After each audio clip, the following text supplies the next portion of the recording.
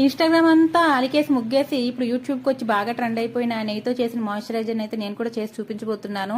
ఈ నెయ్యితో చేసే మాయిశ్చరైజర్ అయితే కొంచెం కష్టమే, కానీ ప్రయోజనాలు అయితే చాలా బాగున్నాయండో నేను వాడుతున్నాను.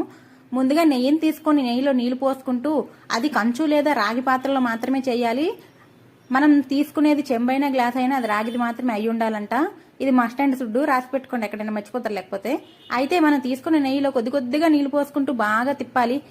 ఎవడు తిప్పుతాడని పడేశారంటే మాత్రం మీ మొహానికి పూసుకుంటే మీ మొహం కాస్త ఏ కాజు బర్ఫీయో కలాకండ్ లాగానో వాసన వస్తుంది. కాబట్టి బాగా కడగండి.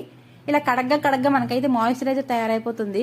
ఓ లక్క, ఇవన్నీ మనకి ఎందుకే 10 రూపాయలు పెడితే మనకి క్రీమ్ వస్తుంది కదా అని అంటారా? 10 రూపాయలు పెడితే వచ్చే క్రీమ్తో ఎంత ప్రయోజనమో నాకు తెలియదు, కానీ ఇదైతే చాలా బాగా పనిచేస్తుందండి. నేను వాడుతున్నాను కదా, ఒక రకమైన గ్లో వస్తుంది మొహానికి పెట్టుకుంటే.